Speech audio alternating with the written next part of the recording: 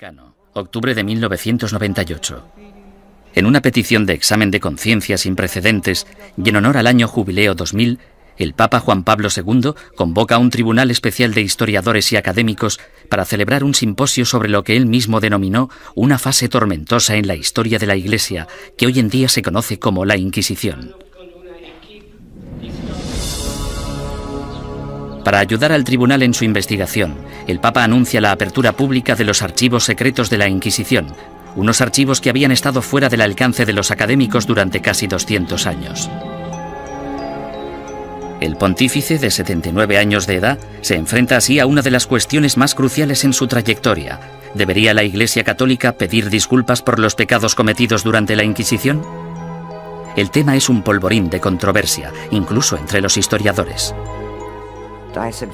Yo creo firmemente que esta disculpa era innecesaria, porque la Iglesia no fue responsable de la mayoría de las persecuciones que hemos tenido en el pasado europeo. La Iglesia sí tiene alguna responsabilidad desde un punto de vista histórico. Fuera lo que fuere lo que la Inquisición hizo mal, no se puede decir que no fuera responsabilidad del papado. Todos los académicos deben afrontar una cuestión central y perturbadora. ¿Cómo pudo una institución como la Iglesia convertirse en el instrumento a través del cual se destruyeron miles de vidas humanas durante 6 siglos? La primera respuesta implica comprender que nunca hubo una única y todopoderosa Inquisición, sino más bien instituciones independientes en España, Portugal e Italia. Lo que compartían era un oscuro y perpetuo miedo, el miedo a la herejía religiosa.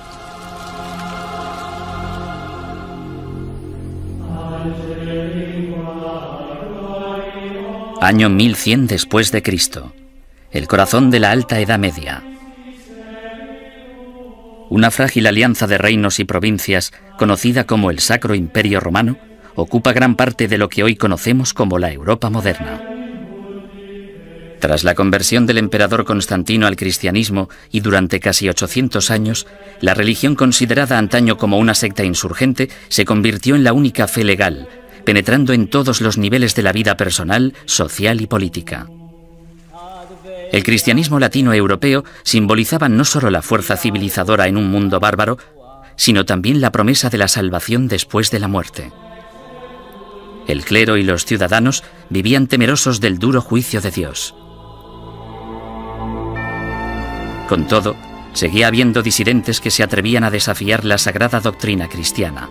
La Iglesia tachó a estos rebeldes de pecadores o herejes. El estar equivocado en relación al dogma de la Iglesia no te hace hereje porque existen muchos dogmas religiosos. Lo que te convierte en hereje es que las autoridades eclesiásticas te informen de que no estás en lo cierto e insistir en tus convicciones ante esa autoridad. La palabra herejía proviene del latín airesis, que significa elección. Alrededor del siglo XII, herejía cobra un significado mucho más amenazante. Se convierte en un peligro mortal para la sociedad y para el hombre en una traición a Dios. Según el derecho civil, los criminales acusados de traición serán castigados con la muerte y sus bienes serán confiscados.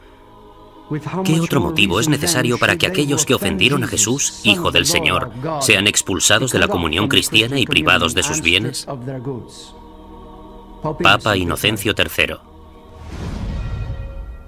A pesar de la posición inamovible de la Iglesia en considerar esto un delito, los grupos de pensamiento libre siguieron emergiendo e insistiendo en interpretar a Dios a su manera. Entre dichos grupos se encontraban los valdenses, predicadores itinerantes que erraban por el sur de Francia y el norte de Italia, viviendo en apostólica pobreza. El atractivo de los valdenses parece que fue su visión de un cristianismo simplificado, de la habilidad de todos para predicar si se poseía la inspiración del Espíritu, sin importar si se era clérigo o no. La Iglesia insistía que cualquiera que quisiera dedicarse a la predicación pública debía ser acreditado por el obispo de su diócesis. Cuando los valdenses se negaron a dejar de predicar, el Papa Lucio III emitió un edicto, conocido como Bula Papal, que tachaba el movimiento de hereje y excomulgaba a todos sus seguidores. La herejía se contemplaba como una amenaza a la comunidad cristiana. Era algo que podía perturbar a la gente, y no solo perturbar, sino que podía enajenar a toda la sociedad de la fe. Por eso era tan importante luchar contra ella. Los valdenses fueron suaves en comparación con los herejes más radicales, los cátaros. Los cátaros veían su fe como la única verdadera y se mostraban completamente hostiles ante la iglesia establecida, a la que consideraban perniciosa. Los cátaros llamaban a sus sacerdotes perfecti o buenos cristianos. Comprometidos con una vida de estricta abstinencia, los sacerdotes no podían mentir, blasfemar, comer carne ni mantener relaciones sexuales. Acusaban a la iglesia organizada de abusar cada vez más de su poder clerical. La austeridad de los perfecti cátaros parecía, en comparación, sumamente atractiva. En ese sentido, era una vergüenza para la Iglesia que existiera un grupo capaz de vivir realmente de acuerdo con la fe de Cristo y sus apóstoles, mientras que los abogados y administradores de la Iglesia vivían como grandes príncipes. Alrededor del siglo XIII, Europa era un foco de herejía. Al sur de Francia floreció el catarismo. La tensión aumentó hasta que una conspiración cátara asesinó a un representante papal que predicaba en la región del Languedoc en el año 1208. Ultrajado, el Papa Inocencio III reclamó una nueva cruzada en contra de los herejes. Lo que hizo fue básicamente pedir a la nobleza del norte de Francia que se trasladara al sur del país y que convenciera a los nobles de la región, que no perseguían al movimiento cátaro, de que lo hicieran y que propiciaran las condiciones adecuadas para erradicar a los cátaros del mundo rural. El Papa denomina esta guerra santa contra sus semejantes cristianos la Cruzada Albigense, en honor a la catedral francesa de la ciudad de Albi. Las atrocidades que cometieron sus cruzados del norte se convirtieron en legendarias. Los perfecti cátaros, fácilmente identificables por sus atuendos negros, eran asesinados en el acto. Los perfecti no intentaron esconderse, en parte porque la muerte les liberaba de este terrible mundo material en el que el Dios mezquino les había sumergido. Tenían una tímida tendencia al martirio. Sin embargo, tras años de matanzas, los astutos perfecti decidieron desprenderse de su atuendo distintivo y camuflarse gradualmente. A pesar del celibato, incluso empezaron a viajar con mujeres afirmando que eran sus esposas. El Papa Inocencio III volvía a enfrentarse al mismo rompecabezas del principio. El objetivo de la Iglesia era esparcir la salvación y un hereje muerto solo era bueno para el diablo. El pontífice en apuros consideró el sistema judicial del momento. El procedimiento habitual, el acusatorio, forzaba a la parte injuriada a hacer una acusación pública. Si la parte acusadora no conseguía probar su caso, entonces ésta era castigada del mismo modo en que habrían castigado al acusado. Este proceso hacía que incluso los que tenían una queja real se mostraran reacios a presentar una acusación. Inocencio III se dio cuenta de que esas reglas no servirían para su objetivo a largo plazo.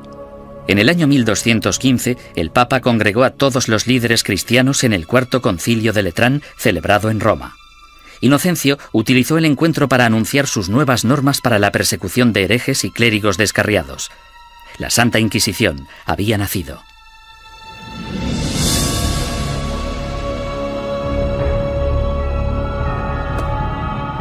El sistema de la Inquisición suponía una innovación maravillosa y se asemejaba bastante al Tribunal Popular de nuestro sistema, que emite una causa probable y una acusación. No tenían que demostrar nada, solo necesitaban tener muy claro o tener suficientes indicios que sugirieran la culpabilidad del acusado. El proceso inquisitorial de Inocencio III daba la potestad al investigador de construir un caso completo, recogiendo a escondidas las opiniones de la gente de la comunidad. En 1231, el Papa Gregorio IX inicia un concurso público para el nombramiento de nuevos agentes especiales, llamados inquisidores de la depravación hereje. Es el amanecer de la Inquisición medieval que empieza con una venganza. El objetivo de la Inquisición es acabar con la herejía, y acabar con la herejía significa acabar con los herejes. El Papa Inocencio III fracasó en su intento de eliminar a los cátaros, la secta más poderosa del sur de Francia. Sin embargo, en 1231, su sucesor, el Papa Gregorio IX, tramó un plan para volcar todo el poder del nuevo sistema legal de la Inquisición contra ellos. El Papa nombró a muchos sacerdotes y frailes inquisidores y los mandó a tierras germanas y francesas para que acabaran con los criminales religiosos. Los herejes que rehusaron retractarse de sus creencias y continuaron predicándolas fueron quemados en la hoguera. Si fracasaban, los herejes iban al infierno. El objetivo de todo esto era salvar a tanta gente como fuera posible, pero había que hacer ciertas cosas si se querían salvar muchas vidas. El Papa Gregorio pronto se percató de que encontrar a un buen inquisidor era muy difícil. Los más entusiastas a menudo eran fanáticos fuera de control. Conrad de Marburg, el más célebre de los primeros inquisidores, convenció a Gregorio IX de que había descubierto una secta secreta alemana llamada los luciferinos. El modus operandi de Conrad consistía en reclutar a una pandilla de linchamiento, arrestar a los supuestos herejes y ofrecerles dos opciones: retractarse o arder vivos.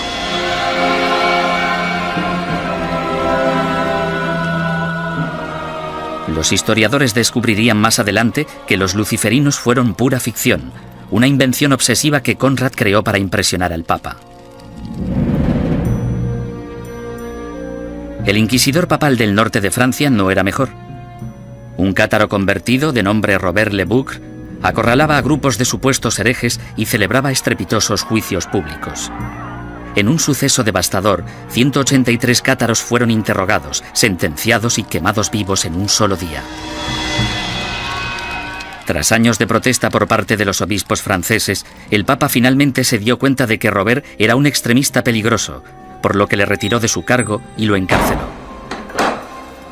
Había que hacer algo, y tenía que haber alguien mejor para hacerlo que estos individuos, devotos, aunque extremadamente incompetentes y peligrosos.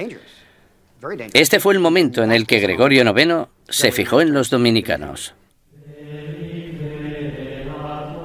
Fundada por Santo Domingo en 1216, la orden dominicana estaba capacitada para realizar el trabajo de inquisidor. Educados como teólogos, los dominicanos estaban habituados a la vida en la calle y a predicar contra la herejía. A mediados del siglo XII, Gregorio IX ordenó a 4 docenas de inquisidores dominicanos que buscaran y procesaran a los cátaros, los valdenses y a los demás grupos herejes. El pontífice anunció de forma oficial a sus obispos la llegada de los inquisidores a los burgos y pueblos de Francia, Italia, Alemania y España. Ordenamos que se les reciba amablemente y que se les trate con honor, dándoles buenos consejos, ayuda y apoyo, de tal modo que puedan realizar la tarea que les ha sido encomendada.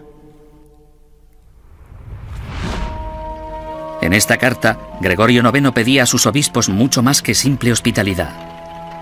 En su búsqueda de herejes, los inquisidores papales necesitaban confiar en información interna, rumores y otras habladurías recogidas gracias a una red informal de clérigos informadores que trabajaban como espías.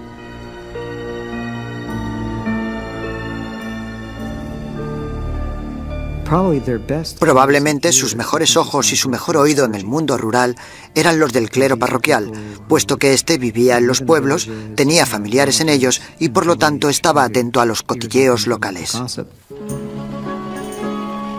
En sus incursiones a lo largo de la geografía, los inquisidores llegaban a un pueblo acompañados normalmente de un notario o escribiente para documentar el procedimiento o en ocasiones de un sirviente o un guardaespaldas.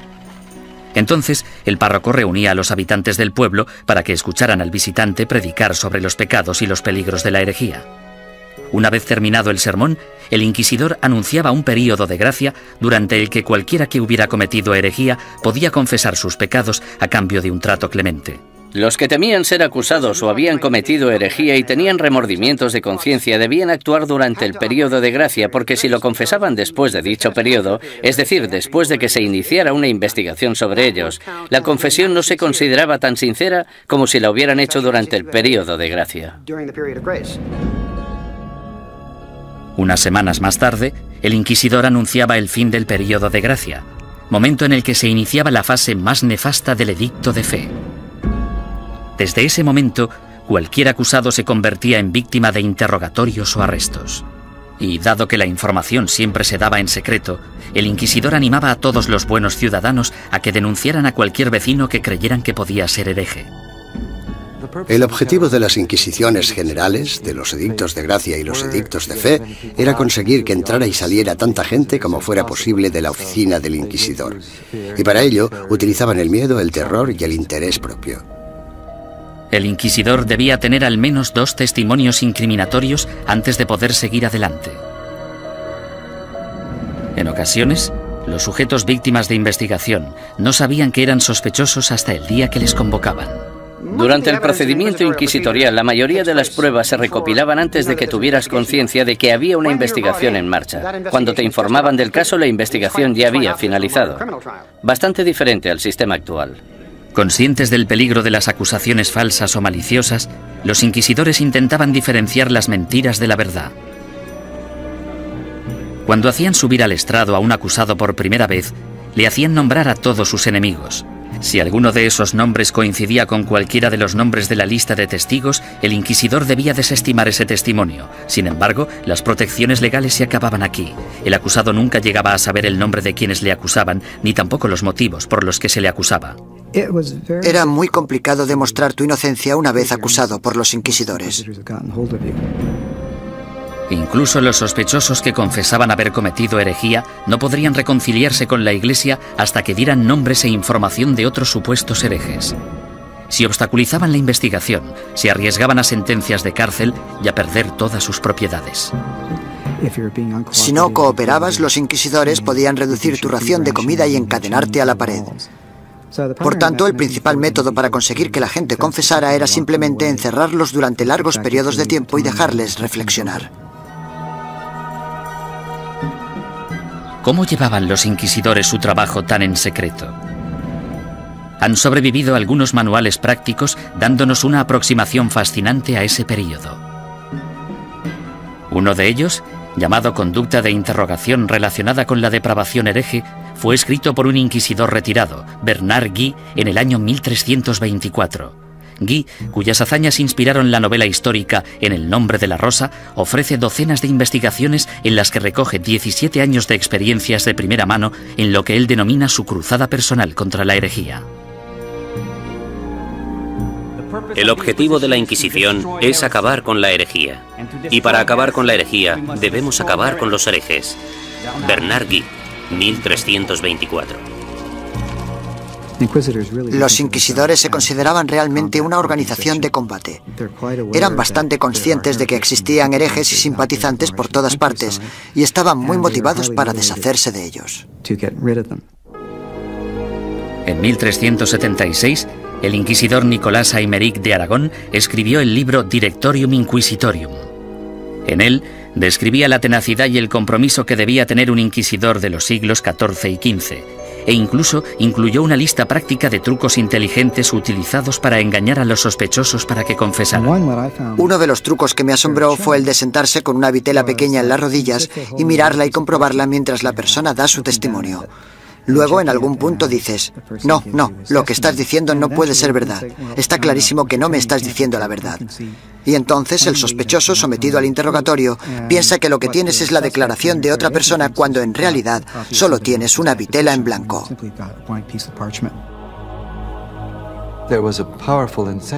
Los inquisidores estaban altamente motivados para llegar hasta la verdad como fuera.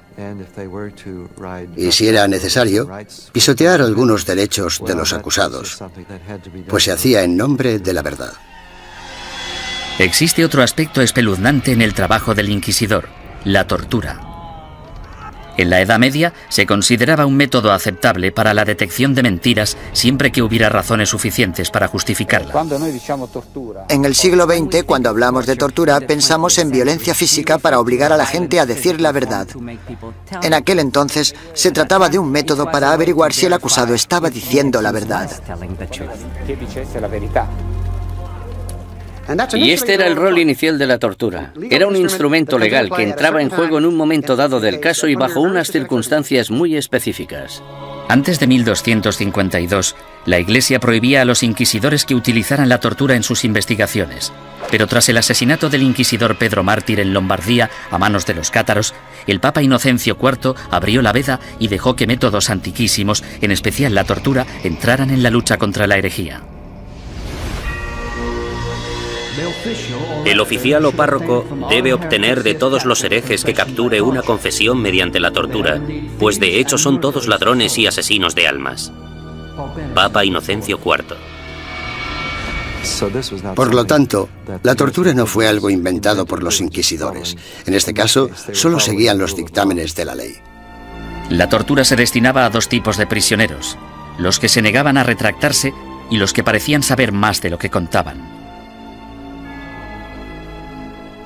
Los inquisidores escogían la técnica de la tortura, pero dejaban el trabajo en manos de torturadores profesionales, expertos en causar dolor. Para empezar, debían describir la tortura a la persona. Luego debían mostrar los instrumentos de la tortura al acusado. Y tras dar 3 o 4 pasos como estos, el acusado sufría alguno de esos métodos de tortura. Sin embargo, dicho acusado podía decir en cualquier momento: ya he tenido suficiente. La estrapada era uno de los métodos de tortura más populares en la Edad Media y el Renacimiento. Las manos del acusado se le ataban a la espalda y a una cuerda que se colgaba de una viga en el techo.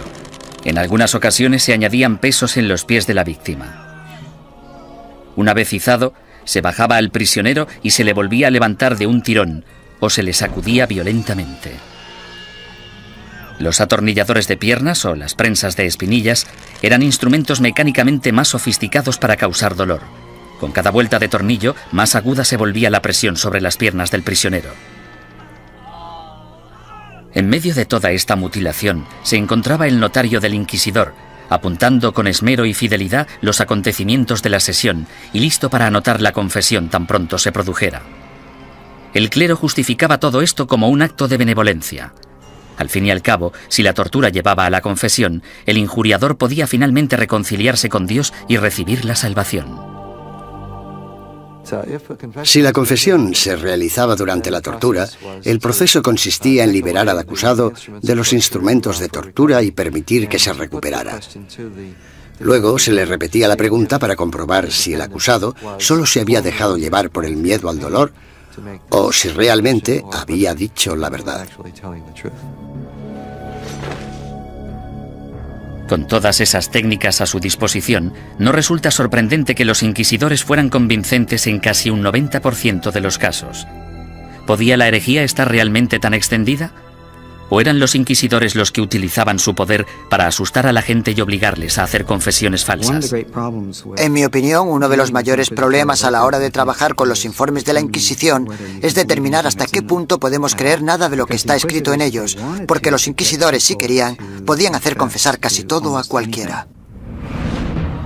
Aunque para los culpables de herejía, lo más temido era el día del juicio. No podías hacer nada para huir de ellos, porque estaban obligados a ejecutarte.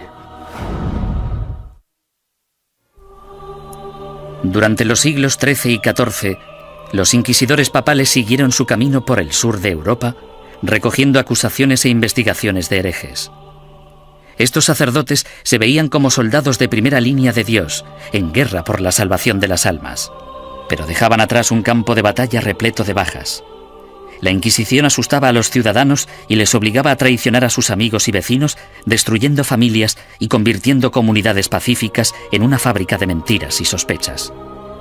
A lo largo y ancho del Sacro Imperio Romano y de los reinos y principados de Europa, los ciudadanos esperaban el sermo generalis o el juicio del proceso inquisitorio.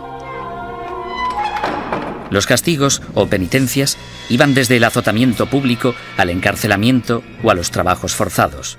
A menudo se obligaba a los convictos a llevar ropa distintiva para hacer pública su vergüenza. Lo habitual es que llevaran una cruz amarilla en sus ropas, una en la parte delantera y otra en la espalda, y tenían que llevarlas siempre que salieran a la calle. No podían ocultarlas con nada, y si se caían se suponía que debían reponerlas. Los que iban marcados con la cruz amarilla se convertían en parias de la comunidad. pero su destino era clemente comparado con las penitencias que sufrían los herejes reincidentes, es decir, los que se retractaban y luego volvían a sus viejas costumbres. Su castigo era la ejecución. El derecho canónico, sin embargo, prohibía a los miembros del clero participar en cualquier juicio de sangre, por lo que los inquisidores entregaban a los herejes condenados a las autoridades civiles. Los inquisidores derramaban algunas lágrimas de cocodrilo y decían algunas palabras con la esperanza de que las autoridades civiles mostraran clemencia con esa gente. Sin embargo, su mayor deseo era que los condenaran a la hoguera. Cuando la Inquisición entregue a los culpables de herejía al poder civil, el magistrado de la ciudad deberá hacerse cargo de ellos en el acto y, en un periodo máximo de 5 días, deberá ejecutar las leyes hechas contra ellos. Papa Inocencio IV, 1252. Una vez completado el juicio Sermos Generalis, las autoridades laicas escoltaban a los condenados hasta un emplazamiento alejado de las calles de la ciudad. Allí los ataban a estacas de madera apuntaladas sobre toneladas de leña. Los inquisidores nunca acudían a estas ejecuciones. Se te permitía hacer la última confesión a un sacerdote si lo deseabas. Sin embargo, puesto que estabas bajo la custodia del poder laico, no podías hacer nada para escaparte de ellos porque estaban obligados a ejecutarte. Quemar en la hoguera es una de las sentencias de muerte más horribles que se puedan imaginar. Las llamas podían tardar horas en consumir por completo al condenado. Si la víctima estaba de suerte o sus familiares eran suficientemente influyentes, entre la leña se colocaba mucha madera húmeda para que generara mucho humo. La muerte por asfixia era preferible a la agonía de quemarse vivo.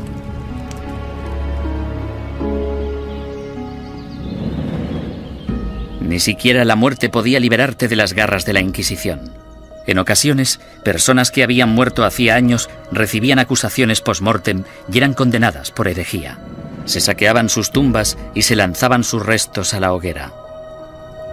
Desgraciadamente para la familia del fallecido, lo peor aún estaba por llegar. Las autoridades civiles confiscaban automáticamente todas las propiedades de los herejes fallecidos, dejando desvalidos a sus esposas e hijos sin importar su lealtad religiosa. La mañana siguiente a una ejecución a menudo atraía a los coleccionistas de reliquias. Basureros que acudían con sacos a barrer las cenizas en busca de piezas de cadáveres. En la mayoría de los casos no se trataba ni de necrófagos ni de locos. Normalmente eran los que creían que aquellos que morían ejecutados eran mártires y merecían ser venerados. Mucha gente pensaba que los herejes eran buenos cristianos y los inquisidores gente malvada, por tanto podía darse un contraataque. El siglo XIV fue testigo del punto más álgido de la campaña de la Inquisición. Gracias a su inmenso poder, la Iglesia combatía la traición con la misma dureza incluso contra sus propios rangos. Cuando un grupo de franciscanos decidió desvincularse de la orden y llamarse a sí mismos franciscanos espirituales, el Papa Juan XXII les acusó de abandonar los ideales de su fundador, San Francisco de Asís, y ordenó a la Inquisición que acabara con ellos. Tras quemar en la hoguera a 4 líderes franciscanos espirituales en Marsella el año 1317, la mayoría de los rebeldes restantes volvieron a la orden original. Durante los 150 años de la Inquisición papal de Gregorio IX, los principales movimientos herejes, los cátaros y los valdenses, fueron virtualmente erradicados de la Europa occidental. Al reducirse el número de herejes, parecía que la Inquisición acabaría desapareciendo por completo. Sin embargo, el negocio de la cacería y el castigo de brujas resucitó el proceso con una venganza durante el siglo XIV. Se consideraba herejía, puesto que se creía que para conseguir poderes, el hechicero debía renunciar a Dios y a su bautismo. Es decir, que debía romper un contrato y rendir algún tipo de homenaje al diablo para poder conseguir esos poderes. El diablo nunca da nada a cambio de nada. La política corrompió los primeros casos de brujería. En 1307, Francia se encontraba casi en bancarrota tras una serie de fracasos bélicos. Su rey, Felipe el Hermoso, envidiaba las riquezas y las propiedades que poseían los caballeros templarios, una orden de poderosos monjes guerreros que se formó durante la primera cruzada a Tierra Santa. El rey Felipe los acusó falsamente de brujería y durante los 7 años siguientes se torturaron y encarcelaron o quemaron en la hoguera a miles de templarios por toda Europa. Ningún historiador moderno cree que los templarios fueran objetivamente culpables de los cargos que se les imputaron: sodomía, adoración al diablo, herejía, etcétera, etcétera. En mi opinión, esto fue una verdadera manipulación cínica del proceso por parte de Felipe el Hermoso, y supone uno de los ejemplos más espeluznantes de hasta qué punto podían llegar a pervertirse los procedimientos inquisitoriales. Un siglo después, tras su triunfo sobre los ingleses en Orleans, Juana de Arco fue capturada y encarcelada por sus enemigos, que temían su creciente poder político. La entregaron al Tribunal Inquisitorial, organismo que utilizaron como instrumento en su contra. Los que acusaban a Juana defendían que las voces que ella consideraba su inspiración eran las voces del diablo y que sus premoniciones eran brujería. Juana fue condenada y murió en vehemente agonía. La nueva herejía de brujería diabólica parecía muy peligrosa tanto para la Inquisición como para las autoridades civiles, y engendró el manual práctico más relevante e influyente de todos. Publicado en 1486, Malleus Maleficarum, o el martillo de las brujas, proporcionaba apoyo teológico, consejos legales y varias técnicas para acusar, torturar y sentenciar a las brujas. Se trata de un documento infame, puesto que crea la imagen arquetípica de la mujer bruja, además de ser una de las obras de todo el mundo literario que muestra más abiertamente su misoginia. Cuando una mujer piensa por sí misma, solo piensa en cosas malas. Como son más débiles de cuerpo y alma, no resulta sorprendente que puedan sucumbir al hechizo de la brujería. Toda brujería procede de la lujuria carnal que en las mujeres es insaciable. Malleus Maleficarum. La historia ha demostrado que uno de los autores de Malleus Maleficarum, un inquisidor de nombre Heinrich Kramer, tenía ciertos problemas para controlar su propia insaciable lujuria carnal. En el año 1485, Kramer fue acusado de llevar a cabo una inquisición en la región de Innsbruck, lo que ahora es Austria.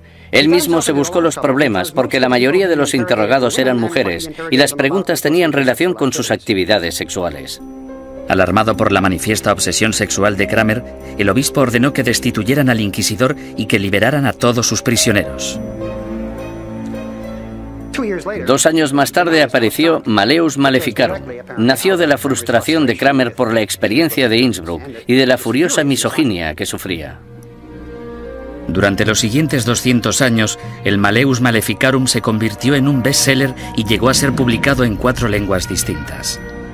Estaba destinado a convertirse en la principal fuente de inspiración de los cazadores de brujas laicos, católicos y protestantes que aterrorizarían Europa y Norteamérica durante los siglos XVII y XVIII. Durante el siglo XV, sin una nueva política ni postura por parte del papado, la Inquisición empezó a desvanecerse poco a poco. Por lo general, los tribunales inquisitoriales se mantenían en activo solo si un inquisidor en particular quería seguir persiguiendo la herejía. Si no quería, no pasaba nada. Y así fue como los tribunales fueron perdiendo fuerza. Sin embargo, en España, la astucia política del rey y la devoción de la reina se apoderaron del proceso inquisitorio e hicieron que su aterrador poder recayera en su propia gente. El número de personas que se quemaban vivas en una misma hoguera era pasmoso, incluso para los estándares actuales.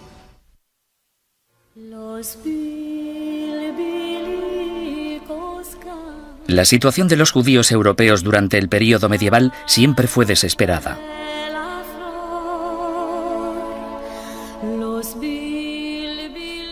Expulsados de una nación tras otra, a partir del siglo IV, algunos finalmente se establecieron en España. Prosperaron viviendo y trabajando en relativa armonía tanto con musulmanes como con cristianos. Pero a finales del siglo XIV, una serie de problemas económicos y levantamientos sociales despertaron antiguos prejuicios. En las décadas de 1380 y 1390, amotinamientos en contra de los judíos provocaron el incendio de sinagogas y el asesinato de miles de judíos. La solución de las autoridades españolas fue expulsar del país a todos los judíos que no se convirtieran al cristianismo. Muchos decidieron marcharse, otros, sin embargo, hartos de una persecución sin fin, optaron por abandonar la religión de sus antepasados para poder quedarse en España. La conversión en masa de los judíos el año 1391 en España es casi única en la historia judía. En muy pocas ocasiones se había conseguido que tantos judíos se convirtieran al mismo tiempo junto con sus rabinos y sus riquezas. Esto redujo en gran número la población de judíos en España. Debido, al menos en parte, a su antigua ética cultural de escolarización y esfuerzo continuo, estos nuevos cristianos, llamados conversos, prosperaron durante las décadas siguientes. Como judíos habría sido ilegal que realizaran ciertos trabajos o que ocuparan ciertas posiciones en el gobierno. Sin embargo, como cristianos las posibilidades abundaban. Desde los inicios de la historia de la conversión de los judíos, tenemos a conversos obispos, conversos ministros, conversos líderes financieros. Tenemos conversos ocupando las más importantes posiciones de la sociedad cristiana, porque esa era la ventaja de convertirse. Y fue precisamente esto lo que pudo originar las objeciones de los otros cristianos, que recelaban de la creciente relevancia de esa gente que anteriormente había sido judía. En tan solo unas pocas generaciones, miembros de la Iglesia Católica de España empezaron a acusar a estos nuevos cristianos de practicar secretamente la religión judía mientras mantenían una fachada apropiadamente cristiana. Este fenómeno judaizante era en parte verdad, puesto que algunos conversos, aunque se autoproclamaban cristianos, mantenían costumbres que habían heredado de sus antecesores. La dimensión de la llamada actividad judaizante era más de carácter cultural que religiosa. En otras palabras, realizaban ciertas cosas que sus padres y sus abuelos habían hecho y en las que no veían nada particularmente malo, como encender velas el sábado. Muchos de ellos creían que encender velas el sábado no tenía nada inherentemente conflictivo con el catolicismo. Su condición de cristianos bautizados también significaba que si se intuía de cualquier modo que recaían en el judaísmo, podían ser acusados de herejía. Fue precisamente esta trágica ironía la que les condujo hacia su destrucción. Con el matrimonio en 1469 de Fernando de Aragón e Isabel de Castilla, se unieron los dos reinos más poderosos de la península ibérica. Los consejeros dominicanos de Isabel pronto la convencieron de que la actividad judaizante suponía una amenaza mortal para el catolicismo en España y que una inquisición podría ser la única solución. Si el clero pedía una inquisición, no era solo porque fueran fanáticos, sino porque sabían perfectamente que detrás de ellos tenían a muchos seguidores muy fieles que tenían conciencia del problema tal y como lo percibían. El rey Fernando, astuto estratega político, vio que una alianza con la Iglesia Católica podía beneficiar a España en muchos sentidos. Aparentemente, Fernando tenía otros planes en mente. Apoderarse de las riquezas de los conversos. Había grandes cantidades de dinero esperando, encerradas en los cofres de los poderosos conversos, comerciantes y nobles. Y Fernando se propuso hacerse con ellas y lo consiguió. El primer paso del rey Fernando fue ponerse en contacto con el Papa y expresarle su preocupación por el problema judío de España. Es enorme el daño que los cristianos sufren con el contacto, las relaciones y la comunicación con los judíos, que siempre intentan de un modo u otro seducir a los leales cristianos y apartarlos de nuestra santa fe católica. Fernando el Católico. Bajo la presión del insistente rey español, el Papa Sixto IV emitió una bula papal que instauraba una inquisición para erradicar la depravación hereje en España y que iba dirigida a los conversos judíos.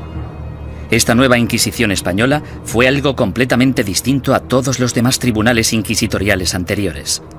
Sus normas garantizaban que el rey Fernando, y no el Papa, controlaba todos y cada uno de los aspectos de sus actividades. El tribunal de mayor grado, llamado la Suprema, consistía en 6 o 7 hombres nombrados personalmente por el rey. Solo un miembro, el inquisidor general, era nombrado oficialmente por el Papa, y aún así, este tenía que haber sido nombrado antes por Fernando. Aunque os guste el título de inquisidor, somos yo y la reina quienes os hemos nombrado y sin nuestro apoyo muy poco podéis llevar a cabo. Rey Fernando. Esto significa que el Estado empieza ya en la Inquisición española a tener cierto poder de control sobre la institución. Esto no era así en la Edad Media. El 6 de febrero de 1481 se celebró el primer auto de fe en Sevilla.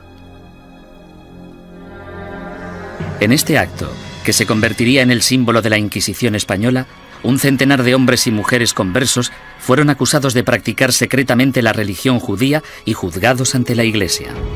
6 de ellos pagaron el más alto precio. Fueron quemados en la hoguera. En mitad del auto siempre se celebraba una ceremonia. Los dominicanos elegían a sus mejores oradores, los que tenían la voz más fuerte, y en ocasiones los sermones duraban media hora, 1, 2 horas. Los participantes eran despojados de toda dignidad. Se les afeitaba la cabeza, desnudaban a las mujeres y a los hombres, se afeitaba la barba a los hombres.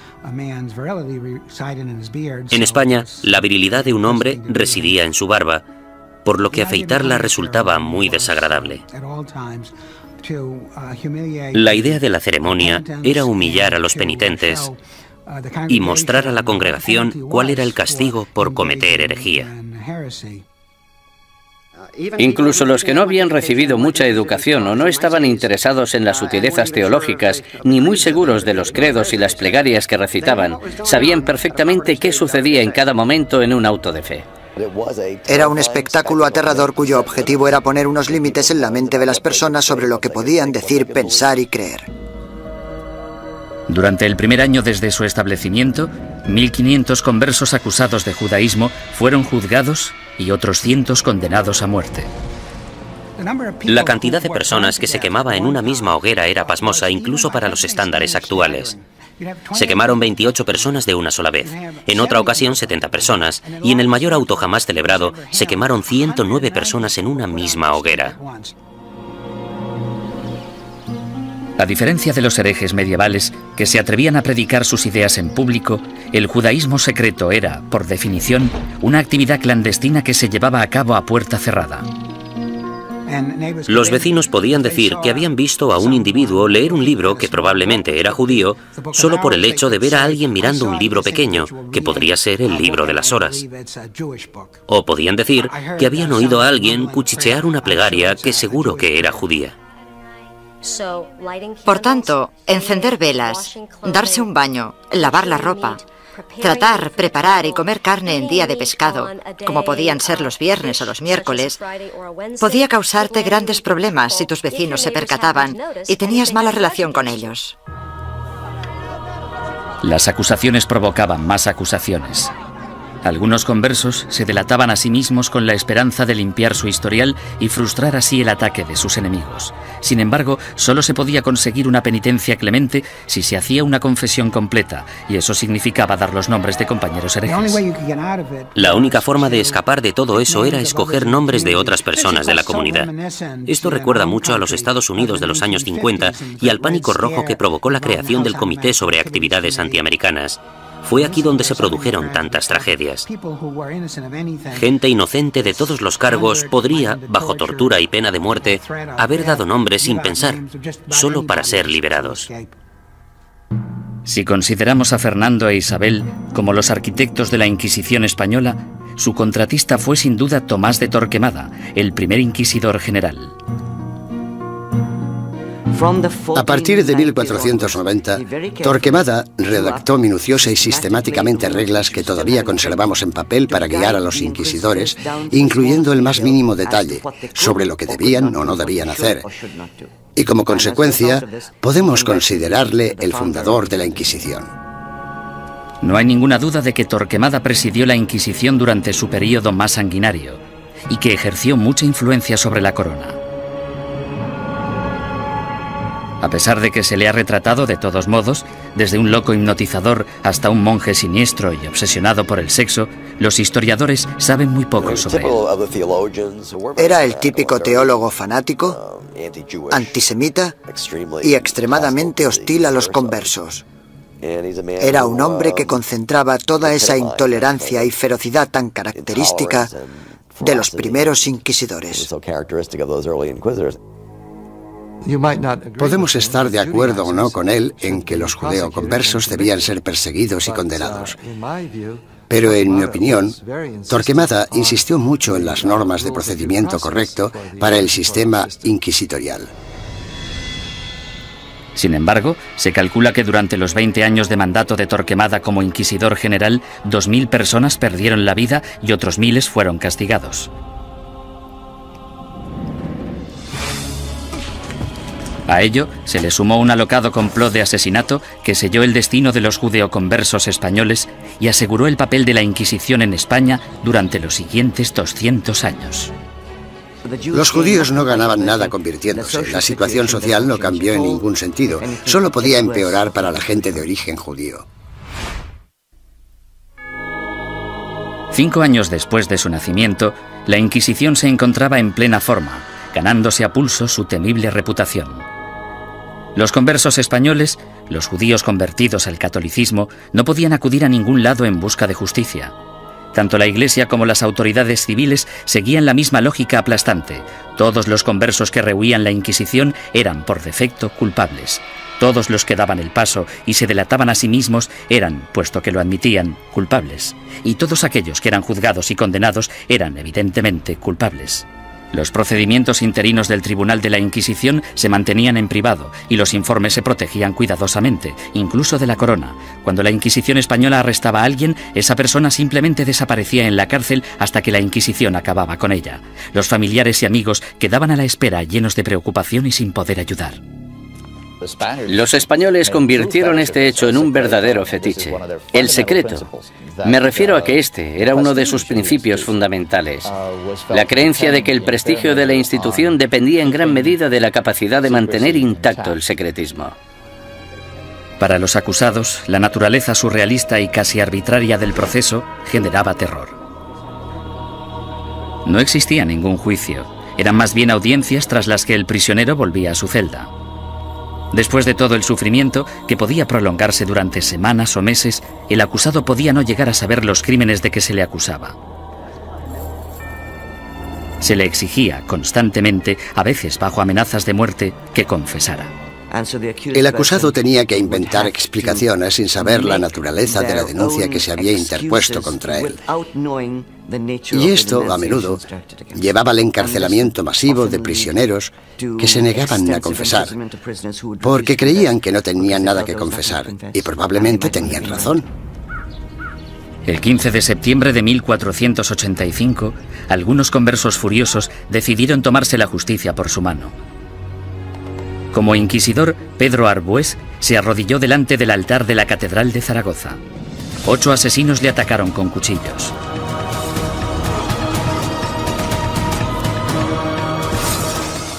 Arbués murió al día siguiente, y con él la esperanza de todos los conversos españoles, pues el desdichado complot hizo que los judíos perdieran la simpatía pública para siempre y garantizó a la Inquisición un lugar en la sociedad española durante las generaciones venideras. Entre los académicos hay una pregunta obvia que ha generado más debate que cualquier otra. ¿Practicaban realmente los conversos el judaísmo en secreto o fueron simplemente cabezas de turco de la intolerancia?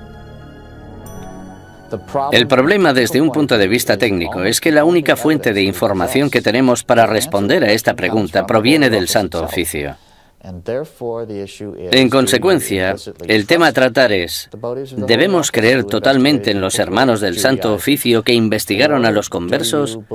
¿O debemos pensar que fue básicamente un fraude, una gran exageración basada en falsos testimonios?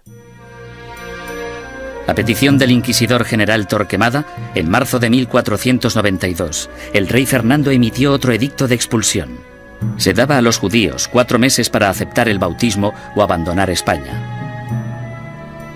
Durante los meses siguientes, casi la mitad de la población judía de España, unas 40.000 personas, abandonó el país. Los demás se quedaron y se convirtieron al cristianismo.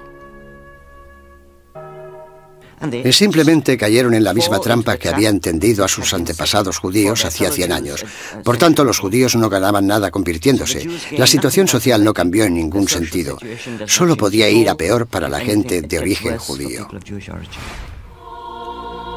No lloréis a vuestra partida, pues vosotros tenéis que beber vuestra propia muerte de un sorbo, mientras que nosotros tenemos que quedar atrás, entre esta gente malvada, recibiendo la muerte de ellos cada día. Juan de León, judío español converso. En 1499, la orden de expulsión se amplía para incluir a todos los musulmanes no convertidos de España. Durante los casi 25 años siguientes, una serie de rebeliones, expulsiones y bautismos forzados generan otra clase social de nuevos conversos al cristianismo, los moriscos. Lo que tenemos aquí es el mismo escenario que el de los conversos, un grupo de gente que pertenecía a otra cultura y a otra religión y que ahora eran teóricamente cristianos.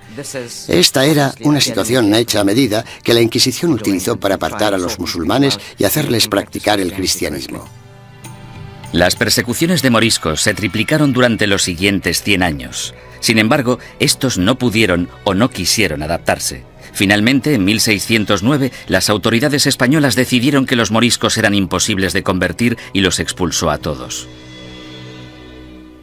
El odio por la Inquisición española era tan intenso entre los musulmanes como entre los judíos.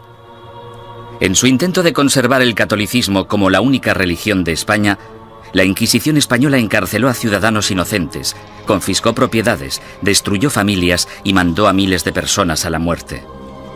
Lo que no utilizó muy a menudo, según los historiadores, es lo que la ha hecho tan famosa: la tortura. Una de las cosas que se han podido afirmar con seguridad gracias al reciente estudio de la Inquisición es que la tortura se utilizó en muy pocas ocasiones en dicha institución.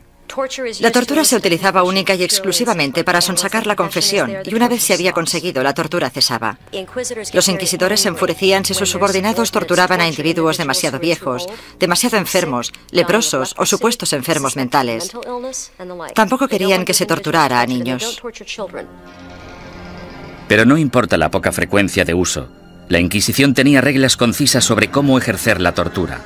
A los prisioneros, ya fueran mujeres u hombres, se les desnudaba. Solo se les cubría sus partes íntimas. No todo el clero de entonces practicaba el celibato, y todos los que lo practicaban no eran capaces de contemplar una escena de estas características una y otra vez sin sentir el más mínimo arrebato de sadismo o satisfacción sexual. Decir que esto podía prolongarse durante siglos es no comprender en absoluto la naturaleza de la sexualidad humana. La garrucha, versión modernizada de la estrapada medieval, se convirtió en el método de tortura más común. El potro, probablemente el instrumento de tortura más famoso de todos, también era muy efectivo, aunque tenía algunos inconvenientes. Su uso no podía prolongarse porque una de las reglas vitales de la tortura era que la Inquisición no podía derramar sangre. Si se vertía una gota de sangre, la tortura debía suspenderse. La toca, o tortura con agua, se convirtió en la favorita de los inquisidores españoles. Durante el terrible sufrimiento, la boca del prisionero se mantenía abierta a la fuerza y se introducía una pieza de ropa por la garganta. Luego se vertía agua por la garganta, de modo que la pieza de ropa quedaba empapada y provocaba al prisionero violentos espasmos. Durante la Inquisición española, la tortura no podía aplicarse más de 3 veces y nunca durante más de 15 minutos. Las afirmaciones que hacían los prisioneros no eran legales, a no ser que las ratificaran 24 horas después, lejos de la sala de tortura. Hubo inquisidores que rompieron las reglas, aunque lo hicieron por ignorancia, más que por malicia. El buen juez debe hacer caso omiso de los gritos, lloros, suspiros, temblores o del dolor del acusado. Y toda tortura debe realizarse con tal cuidado que el acusado no se vuelva loco, ni quede herido, lesionado ni indebidamente angustiado. J. Damunder, testigo ocular de las torturas. Se les pedía que siguieran las normas del libro, eso era todo. Yo no he encontrado, sinceramente, demasiados indicios de que se rompieran dichas normas. Me refiero a que tal vez estaban más dispuestos a seguir los procedimientos que los policías de hoy en día. La Inquisición española realizó algunas innovaciones en el área del castigo. La cruz amarilla que llevaban los herejes medievales en sus vestimentas evolucionó hasta un atuendo llamado San Benito. Estas ropas debían vestirse en el juicio conocido como el auto de fe o acto de fe, y luego por encima de la ropa de calle mientras durara la penitencia. La gente que iba por la calle era objetivo de todo tipo de comentarios sarcásticos. Los niños les tiraban piedras, todo esto hacía muy difícil poder ganarse la vida. Ni tan siquiera la muerte liberaba al hereje de la vergüenza. El hábito con el que se enterraba al difunto se colgaba en la parroquia del lugar para recordar a todo el mundo en la ciudad que esa persona y su familia estaban relacionados con la herejía. Muerte y humillación no eran los únicos escollos de la Inquisición. Uno de sus castigos más temidos era convertirse en esclavo en las galeras españolas. Se cree que este castigo fue invención del mismísimo rey Fernando. No tenía nada que ver con la religión, la herejía ni cualquier otra cosa. Pero el rey Fernando se percató de que mucha de esta gente estaba siendo castigada con penas del todo inútiles y pensó, buena idea, ¿por qué no utilizamos a esta gente? Porque yo necesito remeros en mis barcos. Después de la muerte, ser enviado a las galeras era el castigo de la Inquisición española más temido. No puedo imaginarme nada peor que ser esclavo en las galeras. Yo casi preferiría que me quemaran. Al menos acabaría rápido. Durante la expulsión del año 1492, miles de judíos cruzaron la frontera con Portugal, engrosando allí la población judía y reanimando viejas tensiones raciales. A causa de los alborotos resultantes, los judíos portugueses fueron obligados a convertirse al cristianismo, y en 1532 el rey Juan III insistió en que Portugal tuviera su propia Inquisición. Durante 10 años, los ricos conversos portugueses utilizaron todas las formas de persuasión posible, incluyendo enormes sobornos, para convencer al Papa de que no instaurara una Inquisición en su nuevo santuario. Muchos conversos españoles se fueron a Portugal y de hecho pronto superaron en número a la comunidad portuguesa. Dichos conversos creían que en Portugal estarían a salvo hasta que, evidentemente, los portugueses instauraron su propia Inquisición y todo cambió. La Inquisición portuguesa se puso a trabajar de inmediato con los sospechosos de siempre. Entre 1547 y 1580 se celebraron 34 autos de fe en Portugal con casi 2000 penitentes y 169 ejecuciones. Las persecuciones fueron tan letales que los conversos, la mayoría de los cuales apenas habían emigrado a Portugal desde España, decidieron volver a su tierra natal y enfrentarse a lo que parecía el mal menor de las dos malvadas instituciones. Tras la conquista militar española del Imperio Azteca en 1521 por Hernán Cortés, los conversos portugueses y españoles pronto emigraron a las Américas en busca de un nuevo comienzo. Pero la Inquisición española les siguió de cerca e inició investigaciones en la recién fundada Ciudad de México. En 1528, 2 conversos españoles fueron quemados en la hoguera tras el primer auto de fe celebrado en tierras del Nuevo Mundo. Las primeras oleadas de sacerdotes españoles también consideraban su deber guiar a la población americana lejos de sus creencias paganas y ayudarles a adoptar el cristianismo. Tras un periodo inicialmente optimista sobre lo que se creía una conversión extendida, la segunda generación de prelados españoles en el Nuevo Mundo empezó a tener dudas sobre si los indios seguían siéndolo a escondidas después de ser bautizados, del mismo modo que se creía que los conversos seguían siendo judíos tras el bautismo. En contra de la política estricta y reacia aplicada tanto a judíos como a musulmanes en España, la Suprema finalmente decidió que los indios simplemente eran incapaces de asimilar las creencias cristianas y que, por tanto, estaban fuera del alcance de la conversión. Sin embargo, la Inquisición pronto se enfrentaría a su mayor enemigo hereje de todos los tiempos, el protestantismo. Y en ocasiones incluso fueron torturados por la Inquisición, lo que parece muy injusto, pero eran protestantes y eran una presa fácil.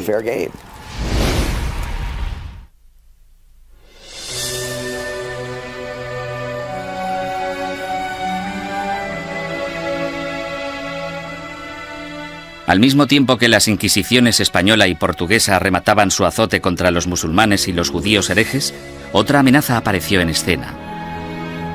En 1517, un sacerdote alemán llamado Martín Lutero dejó su famoso tratado, las 95 tesis, a las puertas de la iglesia de Wittenberg. Se trataba de un ataque acerbo a la Iglesia católica. ¿No es cierto que bajo el vasto cielo no existe nada más corrupto, más pestilente y más odioso que la corte de Roma? La que una vez tuvo las llaves del cielo, ahora es una especie de boca abierta hacia el infierno. Martín Lutero. La carismática protesta de Lutero evolucionó hasta convertirse en una auténtica revolución religiosa. El movimiento de la Reforma sacudió a toda Europa. Alrededor del año 1550, las coronas de Dinamarca, Noruega, Suecia y Finlandia ya se habían acogido a la nueva religión llamada protestantismo. El Papa estaba furioso.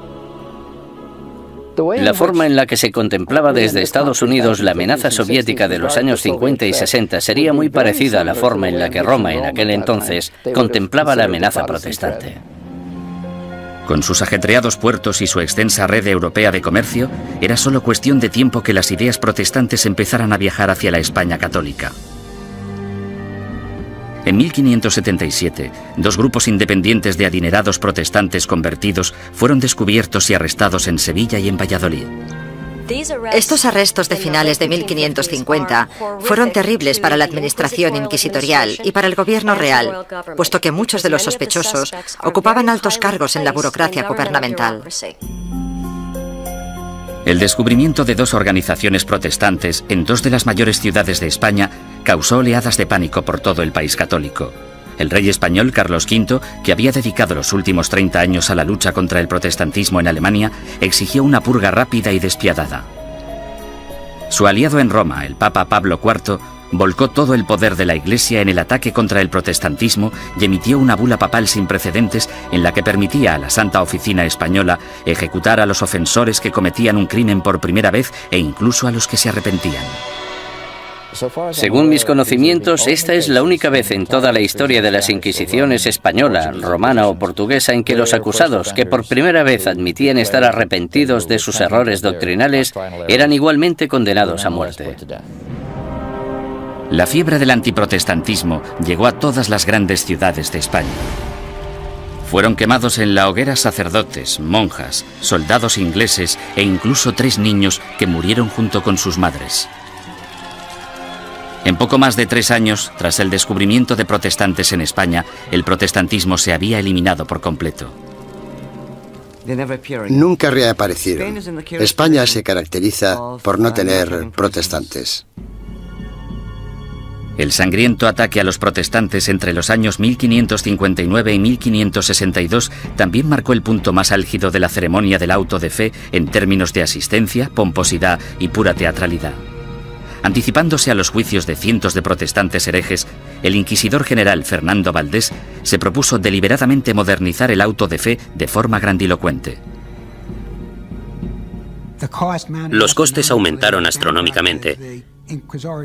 Llevaron al tribunal inquisitorial a la bancarrota, de modo que tuvieron que ir reduciendo miembros y empezaron a amontonar prisioneros para poder conseguir un auto realmente bueno y tener suficiente gente para quemar en las ceremonias. España eliminó sistemáticamente a todos los protestantes. Sin embargo, los inquisidores permanecieron alerta ante cualquier amenaza hereje del exterior. A lo largo del siglo XVI, los viajeros protestantes que venían a España, incluso dignatarios extranjeros, cayeron en las despiadadas garras de la Inquisición. La Inquisición arrestó a marineros y comerciantes extranjeros. En ocasiones incluso llegó a torturarlos, lo que es muy injusto, pero eran protestantes y eran una presa fácil. Mientras que España parecía haber triunfado ante el protestantismo, no pudo hacer nada ante los efectos de otra de las invenciones alemanas, la imprenta. Hacia finales del siglo XVI, libros y panfletos escritos por víctimas de la Inquisición española avivaron el negocio de forma importante. Los líderes protestantes, que aspiraban a poner el mundo en contra de la España católica, explotaron estos horribles relatos de tortura, encarcelamientos y muerte. Las cuerdas, que eran de tamaño pequeño, se ataban a los huesos del prisionero atravesándole la carne y haciendo que la sangre borboteara por 8 puntos diferentes al mismo tiempo. Mientras el prisionero se resistía a hacer cualquier confesión respecto a lo que los inquisidores le preguntaban, tiraban de las cuerdas de esta manera 4 veces sucesivas. John Fox, El libro de los mártires. La mala publicidad de la Inquisición no era el único escándalo al que se enfrentaba la Iglesia católica.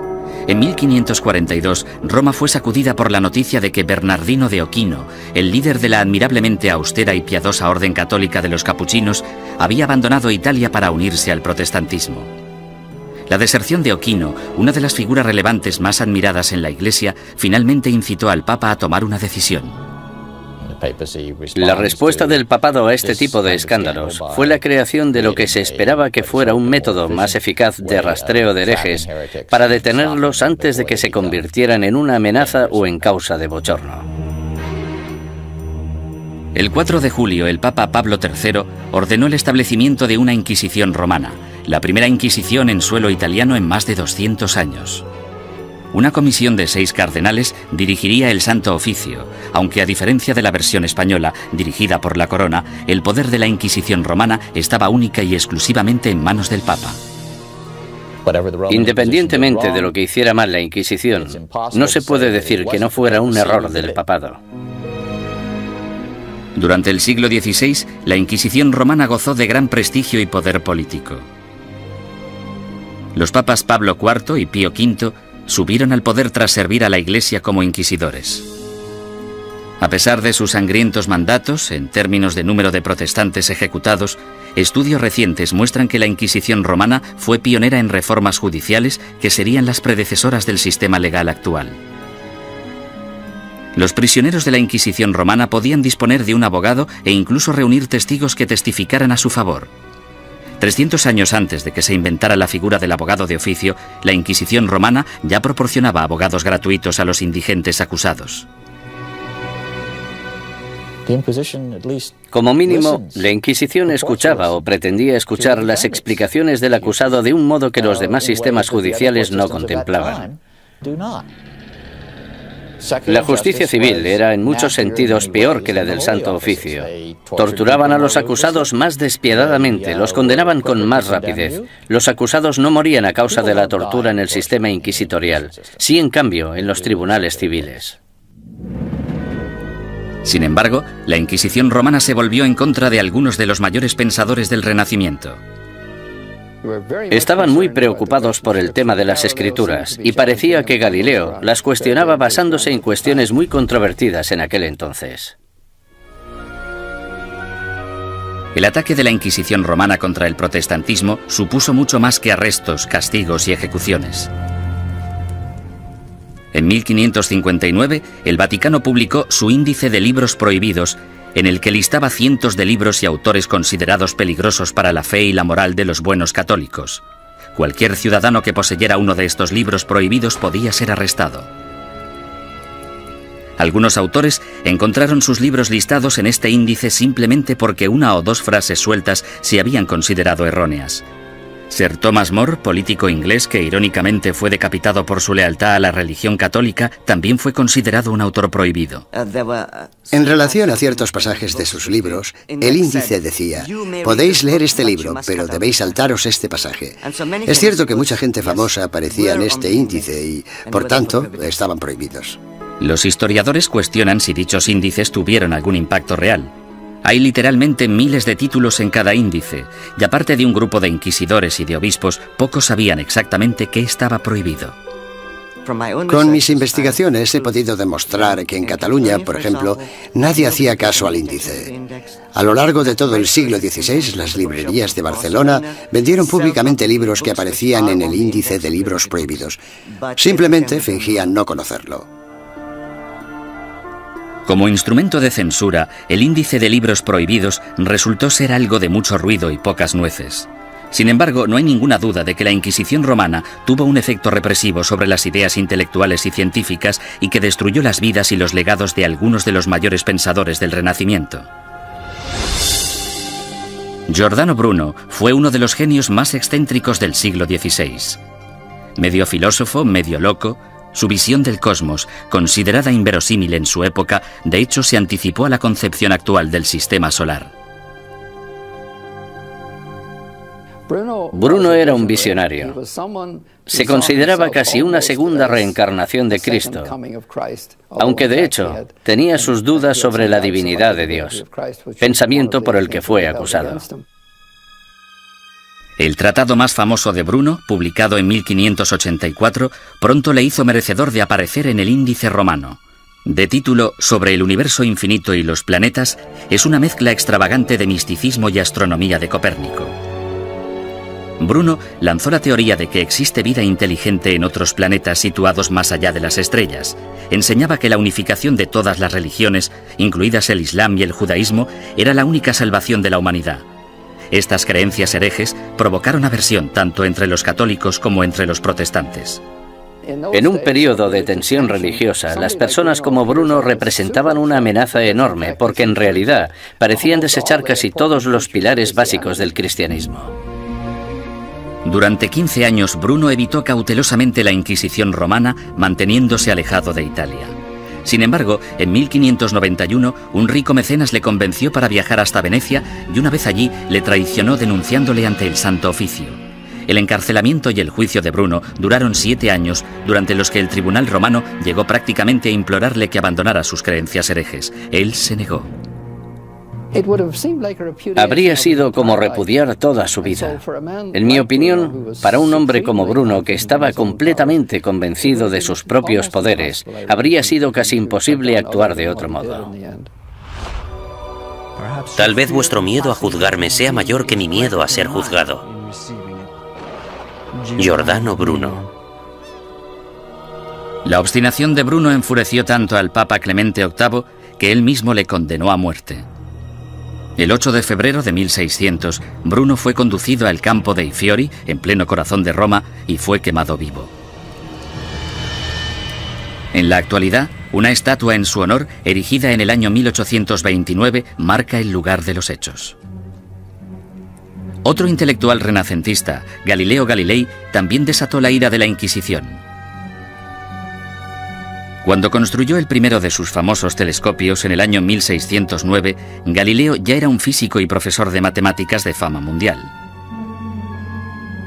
En 1613 publicó 2 libros más, Mensajero Celestial y Manchas Solares, en los que defendía la teoría de Copérnico, según la cual la Tierra no solo gira sobre sí misma, sino que además da una vuelta anual alrededor del Sol.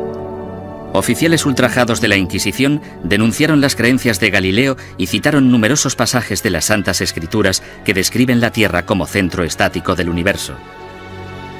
A los cardenales no les preocupaba demasiado qué era lo que giraba alrededor de qué. Les preocupaba mucho el tema de las Escrituras, y Galileo parece que las cuestionaba con ideas muy controvertidas para la época.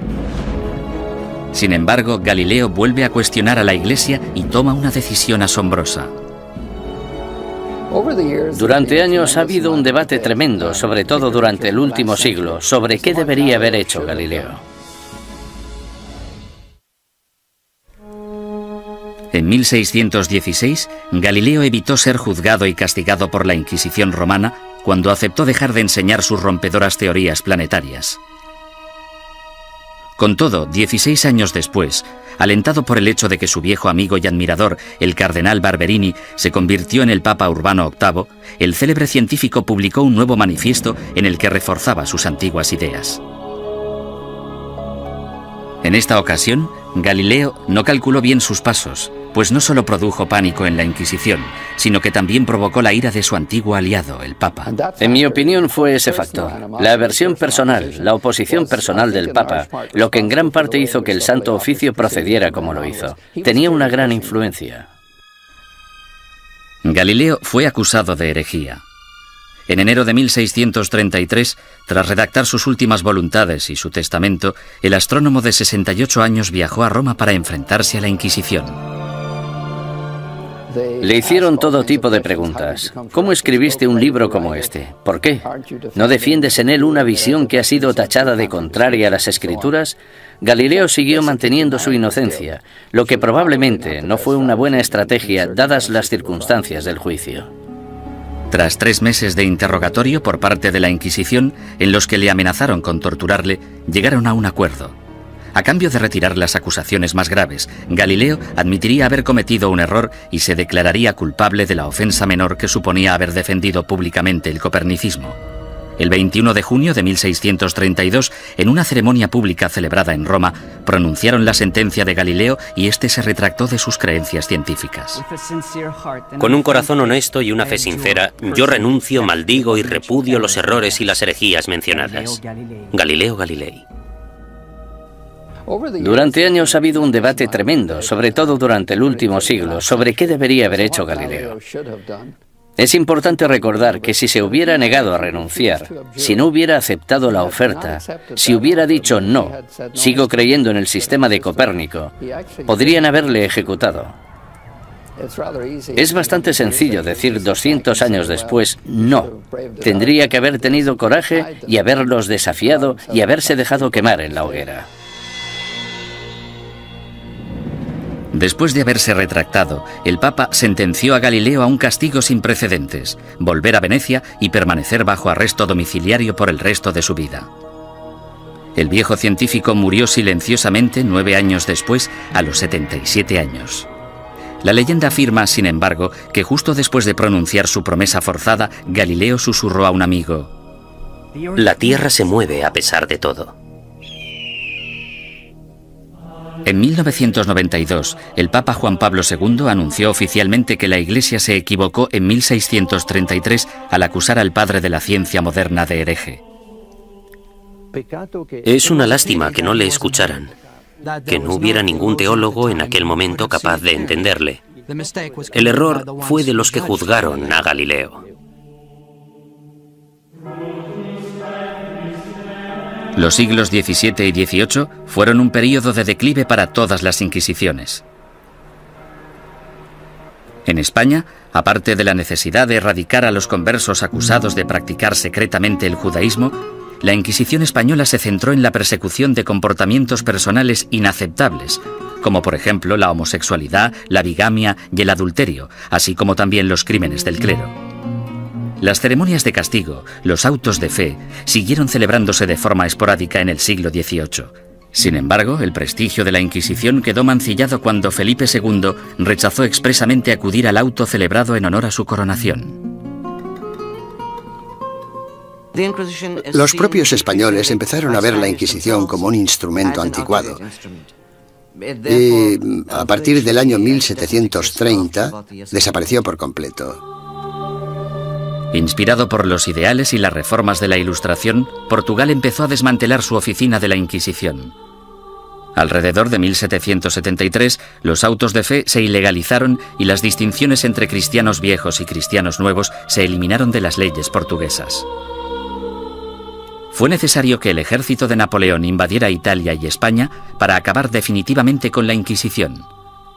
Algunas de las primeras acciones del régimen francés al entrar en Madrid en 1808 fueron abolir la Inquisición, confiscar todas sus propiedades y llevarse todos los archivos que encontraron. Napoleón fue incluso más lejos en Roma, donde no solo confiscó los archivos, sino que también se llevó como prisionero al Papa. En 1814, el imperio napoleónico se derrumbó y el Papa Pío VII regresó sano y salvo a Roma. Finalmente, en el año 1820, la Inquisición española fue ilegalizada completamente. Al oír la noticia, grupos de ciudadanos asaltaron el palacio, quemando y destruyendo todos los informes inquisitoriales. Algunas personas cuyos familiares habían sido juzgados no querían que se supiera. Por eso los robaron y los destruyeron. A pesar de la aplastante realidad, el papado se negó a admitir que el final de la Inquisición era inevitable. La Inquisición romana continuó ejerciendo teóricamente, no en la práctica, durante los siguientes 150 años. En 1965, el Papa Pablo VI reorganizó el Santo Oficio llamándole la Congregación para la Doctrina de la Fe. Todavía existe en la actualidad, aunque solo interviene como consejera en asuntos eclesiásticos. No realiza investigaciones ni impone la doctrina de la Iglesia.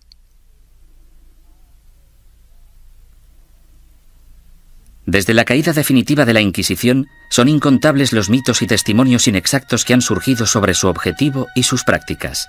Los descubrimientos realizados en documentos nunca vistos, así como en los archivos de la Inquisición abiertos por el Vaticano recientemente, han ayudado a desbancar algunos de ellos. Por ejemplo, se ha podido demostrar que algunos recuentos de personas quemadas en la hoguera eran enormemente exagerados. La gente decía que se habían quemado 200 personas. De esas 200, quizá 3 fueran reales y 197 imaginarias. Poco a poco hemos podido fijar los números reales de las personas que fueron ejecutadas. Han sido necesarios muchos siglos para comprender que algo estaba mal. Debemos tener en cuenta el contexto y la mentalidad. Mucha gente creía que la Inquisición era un instrumento necesario y, aunque no gustaba demasiado, se aceptaba. Sin embargo, otros eruditos advierten que una visión revisionista de la Inquisición nos podría estar llevando demasiado lejos en la dirección errónea. Era una institución malvada. Si se mira todo en conjunto, yo diría que la Inquisición fue exactamente como la han descrito, y que no necesitamos un lavado de cara de la Inquisición, más de lo que necesitamos una revisión del Holocausto.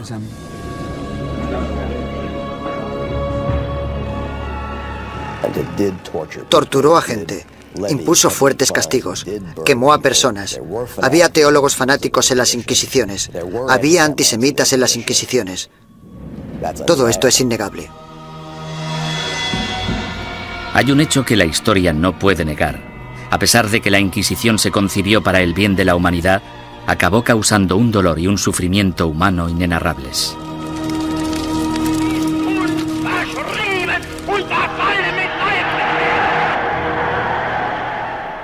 Las Inquisiciones existieron durante casi 6 siglos y lucharon por la necesidad de un grupo de imponer sus ideas sobre las de los demás. Esa necesidad sigue existiendo en la actualidad.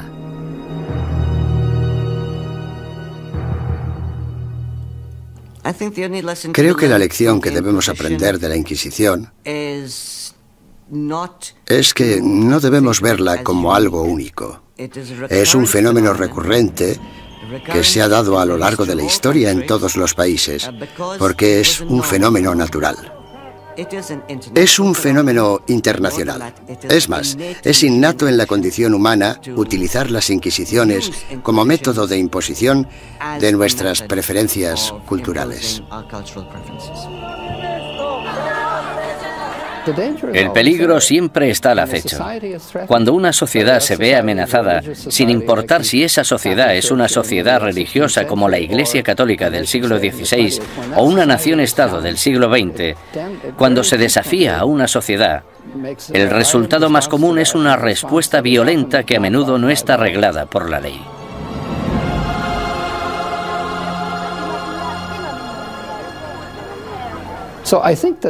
Por lo tanto, creo que esta reacción ante la amenaza es tan antigua como la humanidad y, sin duda alguna, perdurará en el futuro.